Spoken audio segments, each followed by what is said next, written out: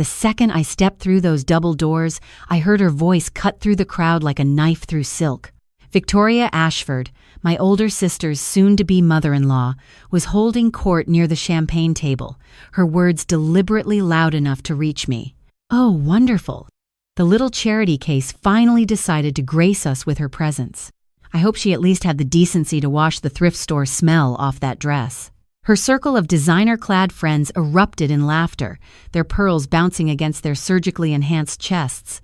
Victoria didn't even look at me when she said it. I was beneath her attention. Just some embarrassment that crawled out of obscurity to contaminate her son's rehearsal dinner. What Victoria didn't know, what nobody in that ballroom knew, was that I had personally approved the contract for this venue 6 months ago, the Belmont Grand. Every crystal chandelier above her Botoxed forehead, every silk napkin she was dabbing her lips with, every inch of hand-laid marble beneath her $12,000 heels was managed by my company. And by the end of tonight, that whisper was going to cost her family everything they had spent decades stealing. My name is Cassandra Moore. I'm 32 years old, and I grew up in Cedar Falls, Iowa, a town where the biggest excitement was the annual corn festival, and everyone knew everyone else's business. I left home at 19 with $200, a bus ticket to Chicago, and a burning determination to prove everyone wrong. Not because I hated where I came from, but because my family made it crystal clear I was never going to measure up. See, I have an older sister, Meredith, the golden child, the daughter who could do no wrong. Growing up, I was the shadow she cast, always standing in her light. Meredith was homecoming queen while I ran the school newspaper nobody read. Meredith got a full scholarship to Northwestern while I scraped together community college credits between waitressing shifts. My mother, Diane, had this way of looking at me that made me feel like a rough draft while Meredith was the published novel. So I left. I packed one bag, took a Greyhound to Chicago, and rebuilt myself from scratch. Everyone back home thought I was struggling. They imagined me in some roach-infested studio apartment eating ramen for every meal. And for the first 3 years, they weren't entirely wrong. But what they didn't know was that I took a job as a receptionist at a cybersecurity startup, and that job changed everything. I learned, I listened. I studied code at night while everyone else was sleeping. I worked my way from answering phones to junior analyst to lead developer to head of the entire threat detection division. I saved every bonus, invested carefully, and when the founder decided to retire, I scraped together everything I had and bought the company. By 28, Moore Security Solutions had contracts with 3 Fortune 500 companies. By 30, we had 12. Now at 32, I run one of the most respected cybersecurity firms in the Midwest, with offices in Chicago, Minneapolis, and Denver. Our annual revenue last year was $47 million. But here's what I learned building something from nothing. You learn to stay invisible. You learn that being underestimated is sometimes your greatest advantage. So I never told my family. They never bothered to ask. To them, I was still the struggling little sister who couldn't keep up with perfect Meredith and her perfect finance job at some prestigious investment firm. The irony was thick enough to choke on. Tonight, I received a last-minute invitation to Meredith's rehearsal dinner. She was marrying Grayson Ashford, heir to the Ashford Investment Group, a family so wealthy they made old money look like pocket change. At least, that's what everyone believed. The invitation came via text message 3 days ago, probably my mother's idea so she could tell her book club that the whole family was there. I almost didn't come, but something pulled me here. Maybe curiosity. Maybe that stubborn little voice wondering if things had changed. They hadn't. I stood in the entrance of the Belmont Grand wearing a simple black dress I'd bought at a boutique in Milan last month. It cost more than Victoria's entire outfit, but you wouldn't know it by looking. That's the difference between real money and performance. Real money doesn't need a spotlight. I spotted my mother across the room, laughing with Victoria like they were lifelong friends. Meredith stood next to Grayson, radiant in a cream-colored dress that probably cost more than my first car. Grayson was tall, conventionally handsome, with the practiced smile of someone who'd learned early that charm was a weapon. He had his arm around my sister like she was a prize he'd won at auction. Victoria finally glanced my way. Her smile was sharp enough to draw blood. She didn't recognize me as anything other than an inconvenience, a stain on her perfect evening. That was fine. Let her think I was nobody. Let them all think it. I'd learned a long time ago that the best revenge isn't loud. It's patient. It's quiet. It's watching people dig their own graves while they're too busy looking down on you to notice the shovel in their hands. So I smiled back at Victoria, walked to the bar, and ordered a whiskey neat. My team at the Belmont knew not to acknowledge me. Marcus Chen, the general manager I'd personally hired 2 years ago, caught my eye from across the room and gave me an almost imperceptible nod. Everything was running smoothly. Everything was perfect. For now. Because in about 3 hours, the Ashford family was going to learn a very important lesson. Never underestimate the charity case, especially when she can see through every firewall you've ever built. The rehearsal dinner was exactly what you'd expect from people like the Ashfords. Excessive, ostentatious, designed to remind everyone in the room of their place in the hierarchy. There were ice sculptures shaped like intertwined hearts, a raw bar with oysters flown in from both coasts, and enough roses to supply every florist in Chicago for a month. I took my drink and found a corner to observe. That's when my mother found me. Diane Moore approached like a woman on a mission she didn't particularly want to complete. She looked me up and down, her eyes stopping at my simple dress with visible disappointment. She said it was nice I could make it, her tone suggesting it was anything but. Then she asked why I couldn't have worn something more festive, mentioning that the Ashfords were very particular about appearances. She stressed the word particular like it was a secret code I should already know. I told her I came straight from work, which was true. I just didn't mention that work meant running a company worth more than the Ashfords' entire investment portfolio. My mother sighed the way she always sighed at me, like I was a persistent disappointment she'd learned to tolerate. She told me to at least try not to embarrass Meredith tonight, then disappeared back into the crowd to continue her social climbing. 20 seconds. That's all it took for me to feel 12 years old again, failing at some invisible test I was never given the answers to. I spotted Grayson across the room, working the guests like a politician at a fundraiser. Every handshake was too firm, every laugh too loud, every gesture calculated for maximum effect. His parents, Victoria and Harold Ashford, stood nearby like proud peacocks watching their prized son perform. Harold was tall and thin, with the kind of distinguished gray hair that belonged in a bourbon commercial. Victoria was all sharp angles and sharper judgment, her jewelry catching the light like warnings. They looked wealthy, they acted wealthy, but something about them felt wrong, like a beautiful house with a cracked foundation. I couldn't pinpoint it yet, but I would. Meredith finally noticed me and made her way over. My big sister, 5 years older, still looking at me like I was the annoying little kid who used to steal her hairbrush. She said she was glad I could come, though her tone said she hadn't noticed whether I was there or not. She asked if I'd met Grayson's mother yet and mentioned how wonderful Victoria was. I told her I'd heard her. I kept my opinions to myself. Meredith nodded, already scanning the room for more important people to greet. Then she said something that made my blood run cold. She mentioned that Mom had given Grayson's family access to Grandma's trust fund as a wedding gift. She said it showed good faith in the merger of families. I felt the floor tilt beneath me. Grandma's trust fund, the one our grandmother had specifically set up for me before she died. She'd held my hand in that hospital room and told me it was for my dreams, my future, because she knew I'd need a safety net when I finally flew. My mother had been the executor. She knew exactly what Grandma intended, and she'd handed it over to the Ashfords like it was a party favor. I asked how much. Meredith shrugged and said around $300,000, but it was worth it to secure the alliance. Alliance. Like this was Game of Thrones instead of a wedding. I excused myself and headed for the restroom, needing a moment to breathe. That's when I passed Harold Ashford in the hallway, his phone pressed to his ear, his face tight with stress. He didn't see me. He was too focused on his conversation. I heard him say they needed to close the merger before the audit, that the Moore family money would cover the gap until the overseas accounts cleared. He paused, listening. Then he said Grayson just needed to keep the sister happy for another 6 months, and after that, they could restructure everything. He hung up and walked back toward the party, his charming smile sliding back into place like a mask. I stood frozen in that hallway. The Moore family money. What money? My parents had a nice house, sure, but I knew for a fact they'd taken out a second mortgage last year because I'd been anonymously paying their property taxes for the past 3 years through my company's charitable foundation.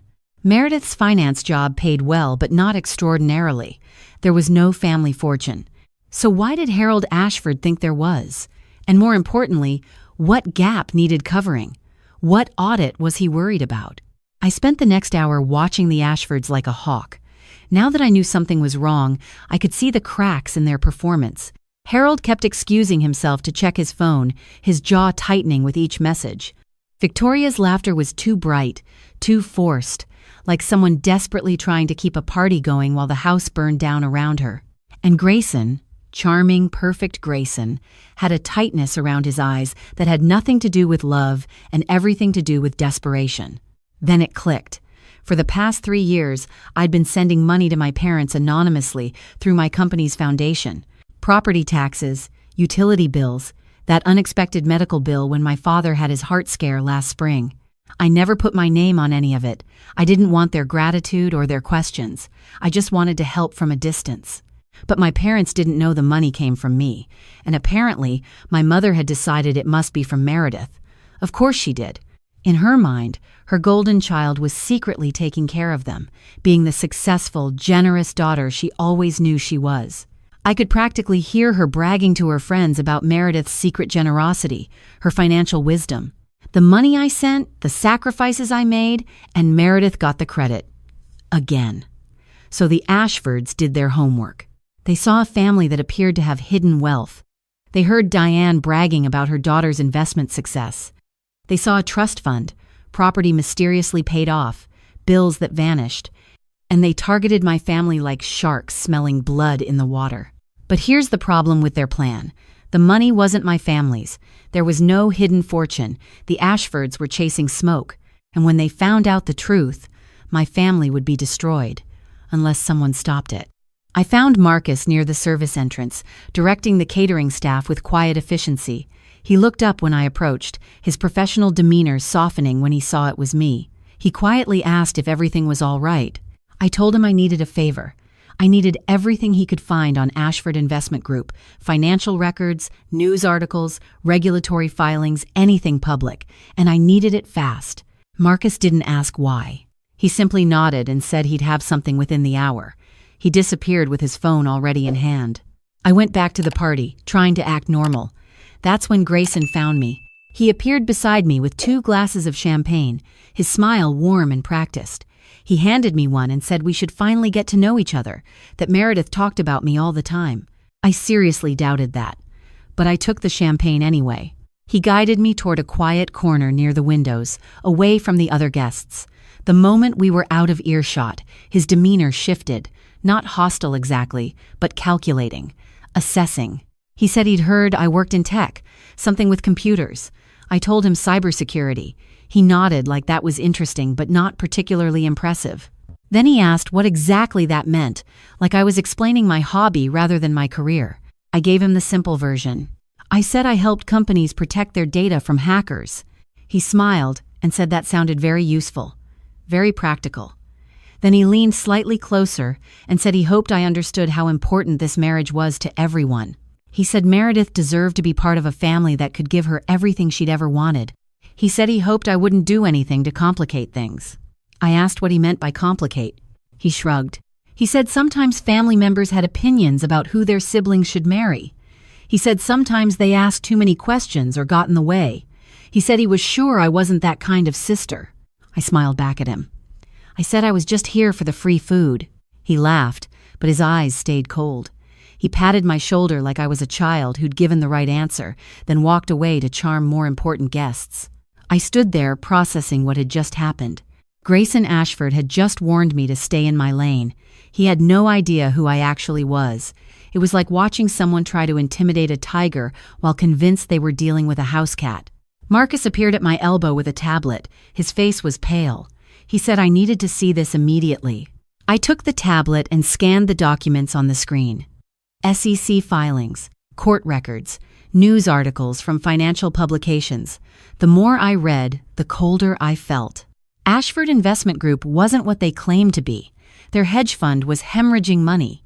Their real estate holdings were leveraged to the breaking point. They were under SEC investigation for suspected securities fraud, and they were approximately 4 months away from complete financial collapse. This wedding wasn't about love. It was an exit strategy. I took the tablet to my car in the parking garage, needing privacy to absorb what I was reading. The fluorescent lights buzzed overhead like they were as shocked as I was. The documents painted an ugly picture. Harold and Victoria Ashford had been running what amounted to a sophisticated Ponzi scheme for over a decade. They took money from wealthy investors, promised impossible returns, and used new investments to pay off old ones. The classic con, dressed up in Armani suits and country club memberships. But the house of cards was collapsing. Investors were asking questions. The SEC had opened a formal investigation.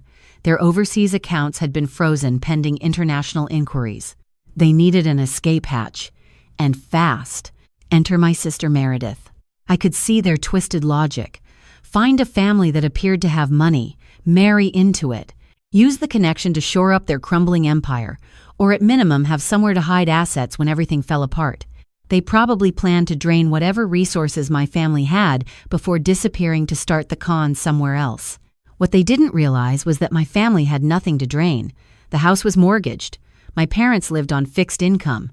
The only money flowing into the Moore household came from me, and I could stop that with a single phone call. The Ashfords were about to discover they had targeted the wrong family.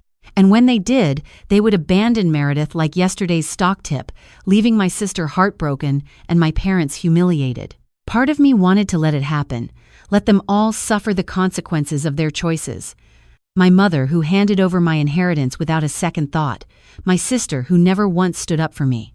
Let them feel what it's like to be discarded. But I couldn't do it. As much as they'd hurt me, they were still my family. Meredith was still the girl who let me sleep in her bed when I had nightmares, even if she'd forgotten that somewhere along the way. My mother was still the woman who taught me to ride a bike, even if she later decided I wasn't worth remembering. So I made a decision. I was going to expose the Ashfords. I was going to save my family from a disaster they didn't even know was coming, and I was going to do it my way. I called my head of legal, Priya Sharma, first. She answered despite it being almost 10 at night, because that's what I paid her for. I gave her a rapid summary and asked how quickly she could verify the SEC investigation. She said she had contacts who owed her favors. Give her 90 minutes. Next, I called Derek Williams, my forensic data specialist. The man could trace a money trail through 17 shell companies across 12 countries in his sleep. I sent him the financial documents and asked him to dig deeper. Derek called back in 40 minutes. His voice had the excitement of someone who'd found something explosive. He told me the Ashford situation was worse than the public filings showed. They weren't just under investigation. They had warrants pending in 3 states. The FBI had a file on them connected to a larger network of investment fraud spanning 15 years. Different shell companies, different fronts, but the same players. He said this wedding wasn't just an escape plan. It was their last chance to grab whatever they could before the feds closed in. I sat in my car, the tablet glowing in my lap, and started laughing. I couldn't help it. These people had been running the same con for 15 years, and they thought they could fool someone who made her living finding hidden threats in code. My phone buzzed with a text from Meredith. She wanted to know where I disappeared to. She said Mom was asking. I checked the time. 20 minutes, until Harold Ashford was scheduled to make his welcome to the family toast. I typed back that I was getting some air. I'd be there for the toast. I got out of my car and walked back toward the hotel. The Chicago night air was crisp, and somewhere inside, a con artist in a tailored suit was about to have the worst night of his life. Time to crash a party. I walked back into the Belmont Grand with a different energy. Before, I was the invisible sister. Now I was a woman with a plan and the resources to execute it. Marcus met me near the service entrance. He said he'd been monitoring the Ashfords' behavior all evening. Harold had made 6 phone calls in the past 2 hours, each one leaving him more agitated. Victoria had excused herself to the restroom 3 times, and each time she came back, her makeup was freshly reapplied over obvious tear tracks. I told Marcus I needed the AV system ready. During Harold's toast, we were going to give the guests a presentation they would never forget. I handed him a flash drive. On it were the most damaging documents. SEC filings showing the fraud, court records from previous investigations, financial statements proving the Ponzi scheme, photos of the Ashfords at events with known fraudsters. A paper trail of deception stretching back over a decade. Marcus took the drive with a slight smile. He said, "Working for me was never boring." Then he headed toward the control room. My phone buzzed, Priya confirming everything Derek had found. The Ashfords were indeed under multiple federal investigations. More importantly, she had contacted the lead FBI agent, a man named Special Agent Thomas Brooks, who had been trying to build a case against the Ashfords for 2 years. They kept moving assets, changing structures, staying one step ahead. Until tonight. Priya told me Agent Brooks was already mobilizing a team. They would be positioned outside the hotel within the hour, ready to move once the evidence became public. Everything was falling into place. I found a spot near the back of the ballroom where I could observe without being noticed. Victoria was air-kissing her way through a group of guests, that fake smile stretched across her face like a mask. Grayson stood with Meredith, playing the devoted fiancé, completely unaware that his entire world was about to collapse. My mother was near the front, chatting with Harold like they were old friends, 2 parents who had nothing in common except their ability to make me feel worthless. Soon, one of them would realize he'd been played. The other would realize she'd pushed away the wrong daughter. I checked my watch. 8:52. My phone buzzed again. A text from Meredith. She asked if I was okay. She said I seemed distracted tonight. I stared at the message. Part of me wanted to respond, to warn her about what was coming. But what would that accomplish? She'd had 32 years to trust me, to include me, to treat me like family. She chose not to. And if I warned her now, she might warn Grayson. I typed back that I was fine. We'd talk after the toast. 8:56. Harold Ashford was adjusting his cufflinks near the small stage where a microphone waited. He looked confident again, his charming mask firmly in place. He had no idea what was about to happen. I thought about what Victoria had said when I walked in. The charity case, the thrift store smell, the assumption that I was beneath her notice, beneath her contempt even. The thing about people who underestimate you is they never see you coming. They're so busy looking down, they miss the moment you rise up. 8:59. Harold stepped up to the microphone. The string quartet lowered their music. Guests turned to face him, champagne glasses in hand. I made eye contact with Marcus across the room. He gave me an almost imperceptible nod. The screens behind the stage flickered to life, currently showing a slideshow of Grayson and Meredith. Happy couple at a vineyard. Happy couple on a yacht. Happy couple living their carefully constructed lie. Not for long. Harold cleared his throat. He said good evening and thanked everyone for being there to celebrate this wonderful union. He said when Grayson first brought Meredith home, he knew immediately that this young woman was special. I almost laughed. Special. As in, specially chosen to be the family's financial lifeboat. Harold continued talking about legacy, about partnership, about how honored the Ashfords were to welcome the Moore family into their lives. He talked about grandchildren and holiday traditions and building something beautiful together. Every word was a lie, and every lie was about to be exposed. Harold raised his glass. He said to love, to family, to forever. I pulled out my phone and sent Marcus a single word. Now. The screens flickered. For a moment, everyone probably thought it was a technical glitch. The happy photos of Grayson and Meredith disappeared. In their place was a document with SEC letterhead and legal terminology.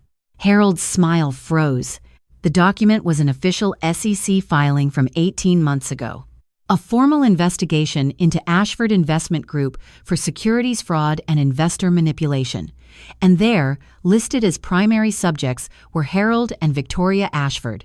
A murmur rippled through the crowd. Guests squinted at the screens, trying to understand what they were seeing. Harold fumbled with his champagne glass, his face going from confident to panicked in seconds.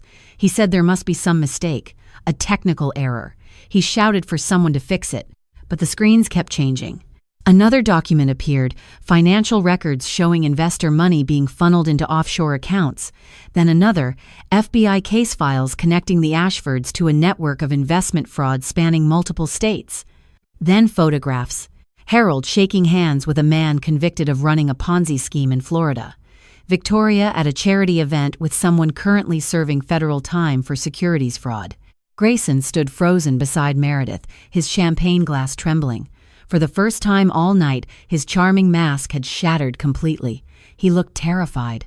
Victoria grabbed Harold's arm, whispering frantically, but there was nowhere to run. My security team had quietly positioned themselves at every exit. That's when I stepped forward. I walked through the parting crowd toward the stage, my heels clicking against the marble. Every eye in the room turned to me. The charity case, the nobody, the woman with the thrift store smell. Marcus's voice came over the speakers, calm and professional. He said he would like to introduce the owner of the Belmont Grand Hotel and CEO of Moore Security Solutions. He said, "Please welcome Miss Cassandra Moore." The silence that followed was absolute. My mother's face went white. Meredith's jaw dropped. Even Victoria, in the middle of her panic, looked genuinely stunned. I took the microphone from Harold's trembling hand. I said, "Good evening." I apologized for the interruption, but I thought everyone might want to know who they were really celebrating tonight. I gestured to the screens behind me. I said Harold and Victoria Ashford were not who they claimed to be. Their investment empire was a fraud built on stolen money. They were under federal investigation in multiple jurisdictions, and this wedding was not about love. It was about finding someone new to steal from. Victoria finally found her voice. She screamed that I was lying. A jealous, pathetic nobody trying to destroy her son's happiness because I couldn't find happiness myself. I smiled at her. I said that was an interesting theory. I asked if I had also fabricated the SEC investigation. I mentioned the FBI case file. I wondered aloud how I could have faked the warrant that had been issued for Harold's arrest in Nevada last month. I said, speaking of which, I believed they had visitors. As if on cue, the ballroom doors opened. 6 people in suits walked in, badges visible, expressions all business. Harold tried to run. He made it about 15 feet before Special Agent Brooks intercepted him with a calm hand on his shoulder. He said Harold Ashford was under arrest for wire fraud, securities fraud, and conspiracy to commit financial crimes. Victoria started screaming about lawyers and lawsuits and how we would all regret this. She kept insisting there was a mistake, they could explain everything. Grayson turned to Meredith one final time. His voice was desperate, pleading. He asked if she was really going to let her sister do this to them. He said they loved each other. He needed her to believe in him. Meredith looked at him for a long moment. I could see the war happening behind her eyes, the man she thought she loved versus the evidence she couldn't deny. Then she did something I never expected. She took off her engagement ring and placed it in his palm. She said she didn't even know who he was. Her voice was quiet but steady.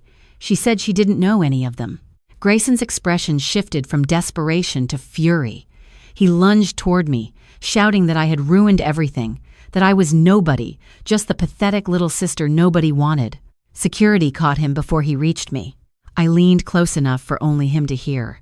I said this pathetic little sister owned the building he was standing in, employed the people who were about to escort him to a federal facility, and would sleep very well tonight knowing exactly who she was.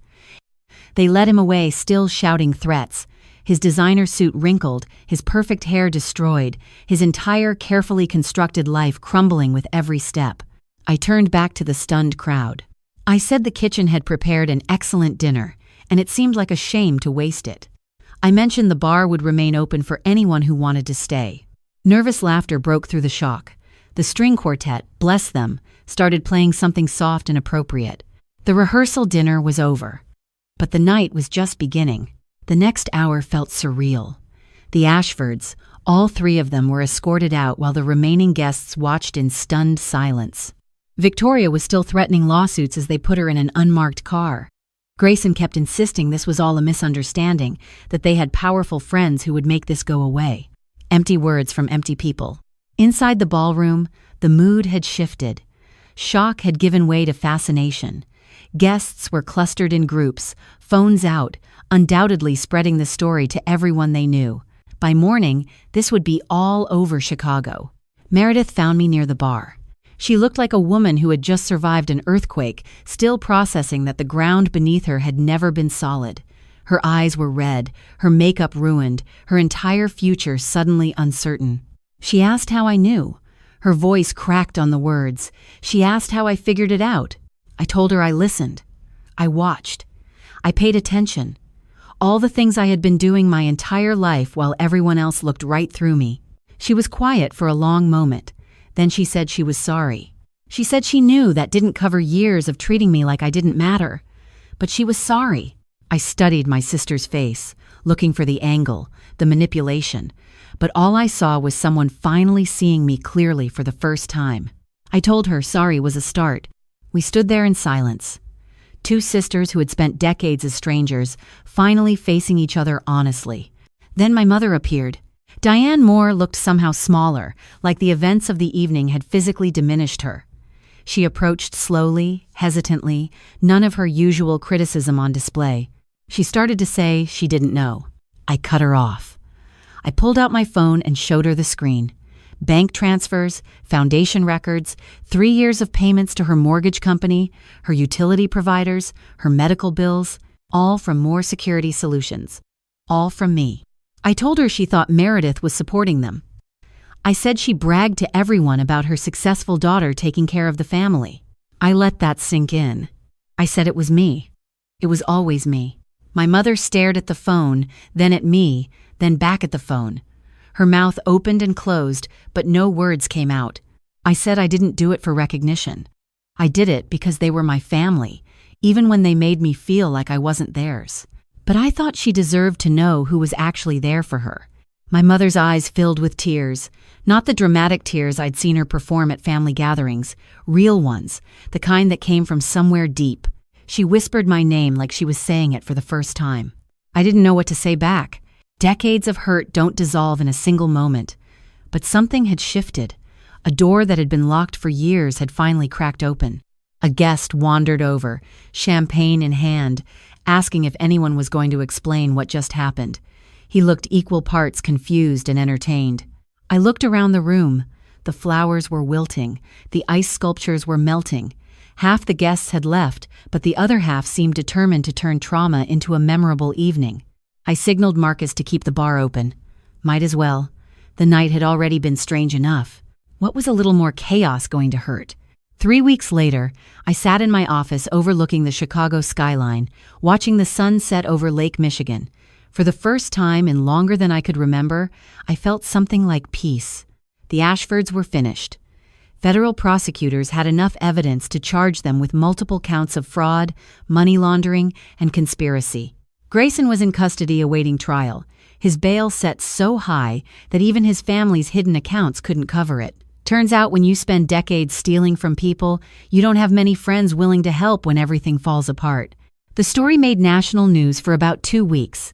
Cybersecurity CEO exposes con artists at sister's rehearsal dinner. One headline even called me the charity case who owned the room. I had that one framed. It hangs in my office now, right where I can see it every morning. Meredith came to visit me at the office yesterday. First time she'd ever seen where I worked, met my team, witnessed the life I'd built without anyone's help.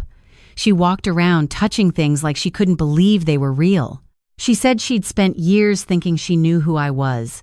She said she was wrong about everything. I told her we both had a lot of years to make up for. I said maybe we could start now. We went to lunch. A real lunch, not a family obligation filled with small talk and careful avoidance. We actually talked. About our childhood, our parents, all the things we'd never said to each other.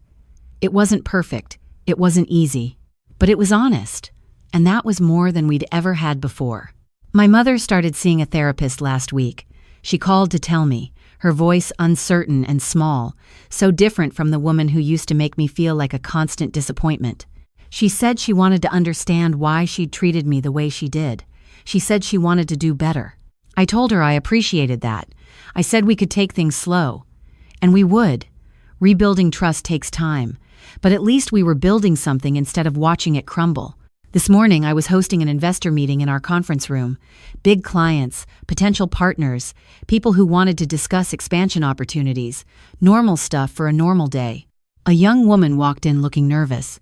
She was wearing simple clothes, her hair in a practical ponytail, her eyes wide as she took in the glass walls and city views, clearly out of her element. One of my investors, a man named Richard who had more money than manners, made a comment loud enough for everyone to hear. He asked who let her in and said this was a private meeting. I stood up from the table. I walked over to the young woman and extended my hand. I said her name warmly and told everyone I wanted them to meet Sarah Chen, this year's recipient of the Moore Security Foundation Scholarship.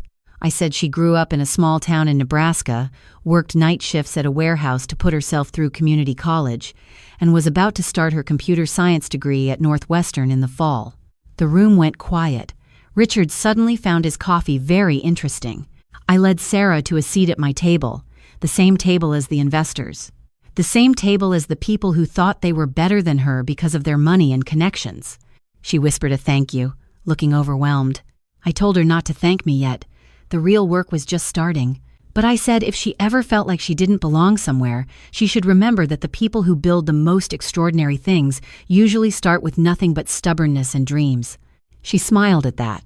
After the meeting, I stood in the lobby of my building, watching the city move below.